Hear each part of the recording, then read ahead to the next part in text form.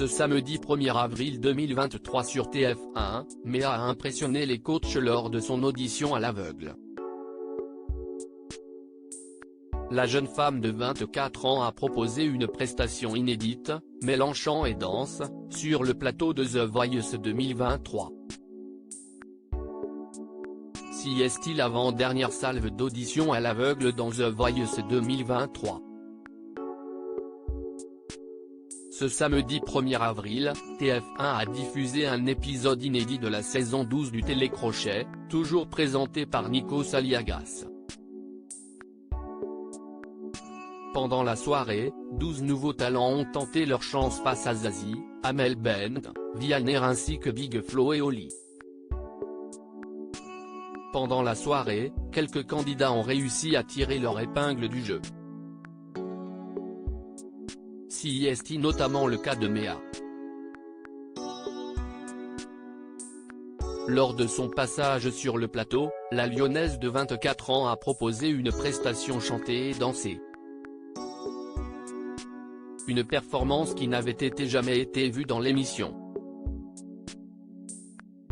Pour Télé Loisirs, la jeune femme est revenue sur son audition à l'aveugle. Méa de The Voice 2023, j'avais déjà pensé participer à l'émission quand j'avais 14 ans. Télé Loisirs, comment avez-vous intégré The Voice? Méa, tout a commencé sur les réseaux sociaux pour moi. J'avais fait un cover de Enfer, le titre de Stromae. J'y avais mélangé la danse et le chant. Si est grâce à cette vidéo que j'ai été repéré par Charles, l'un des membres de la production. C'était la première fois que vous tentiez l'aventure? Oui. J'y avais déjà pensé quand j'avais 14 ans. Je fais de la musique depuis longtemps mais à l'époque je ne me sentais pas prête. J'avais un groupe pop-rock et je ne voulais pas être exposé devant autant de personnes. Je manquais d'expérience. Mais cette idée est toujours restée dans un coin de ma tête. D'où vous vient cette passion pour la musique? Je ne sais pas vraiment car je suis la seule dans ma famille. Quand j'avais 5 ans, je me souviens que j'apprenais les comédies musicales par cœur à la télé. Je dansais et chantais devant l'écran et ma mère, Agnès, a fini par se dire qu'il fallait faire quelque chose. Elle m'a inscrite dans une chorale et un cours de danse en même temps. Lorsqu'elle a eu 50 ans, elle s'est mise au piano et au chant car elle voulait partager cette activité avec moi. Méa, The Voice 2023, j'avais eu quelques retours négatifs d'artistes qui me mettaient en garde contre l'univers de la télé. Vivez-vous de votre art aujourd'hui? Oui, je suis danseuse professionnelle depuis 3 ans. Je suis dans 4 compagnies dont Diptyque, basée sur Saint-Étienne. Nous tournons en France et à l'étranger. Nous sommes allés en Roumanie, en Lituanie, en Estonie, en Allemagne ou encore en Espagne. Si est un métier passionnant mais qui demande beaucoup de sacrifices.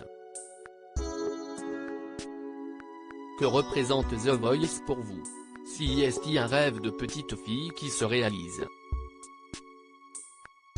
Si est quand même le plus gros concours de chant en France donc ce n'est pas rien. Je regardais souvent cette émission avec mes parents quand j'étais plus jeune et je me disais que j'y participerais peut-être un jour. Si est une émission bienveillante. Auparavant, j'avais eu quelques retours négatifs d'artistes qui me mettaient en garde contre l'univers de la télé. J'avais un a priori mais nous avons été tellement bien pris en charge et soutenus par l'équipe que mes peurs se sont envolées. Mais à propos de Zazie, ma prestation lui était entièrement destinée car je rêvais d'être dans son équipe. Que pensent vos parents de votre participation? Ils sont tellement heureux. Ma maman est fan de The Voice. Elle est elle-même jurée dans des concours de chant et ça faisait plusieurs années qu'elle me répétait de faire l'émission. Elle rit. Mon père, Eric, est adjoint au procureur de Marseille. Il est très terre à terre et n'est pas toujours très sensible à l'art, mais là il était extrêmement fier de moi. Mes parents me soutiennent vraiment, c'est important pour moi. Lors de votre prestation, vous avez chanté et dansé.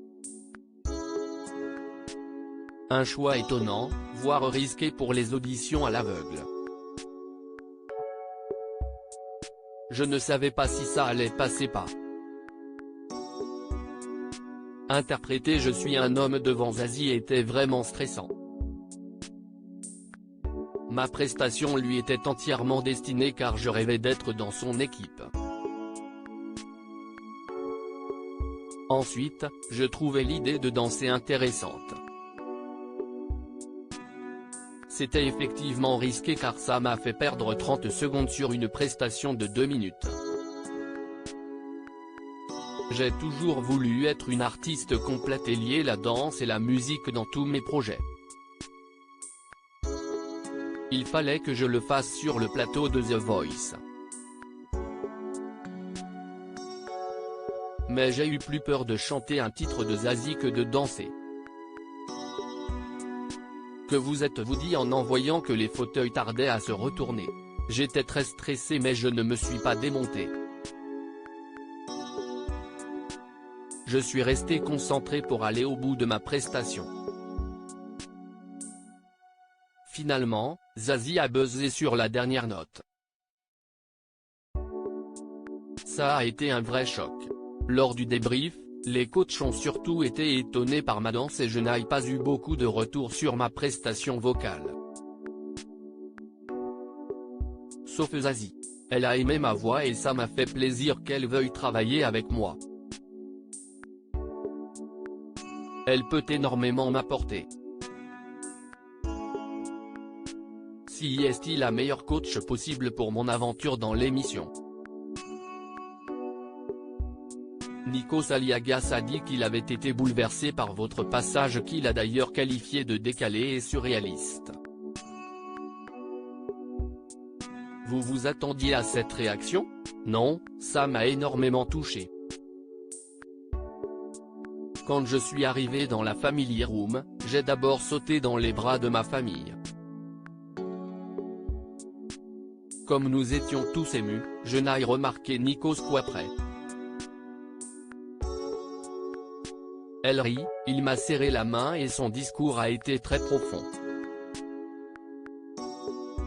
Il m'a expliqué que c'était une première dans The Voice. Sur le coup, je ne réalisais pas trop ce qu'il se passait mais ces mots ont fait écho en moi. Je suis contente que mon passage n'ait pas été ordinaire. Qu'allez-vous proposer pour les battles? Ce que je peux vous dire c'est qu'il y aura de nouveau de la danse. En revanche, je serai plus focalisé sur le chant cette fois-ci. On est tout de même dans The Voice. Elle rit, à lire aussi je croyais que c'était une blague, une candidate de The Voice 2023 invitée à chanter au concert d'une star de la chanson.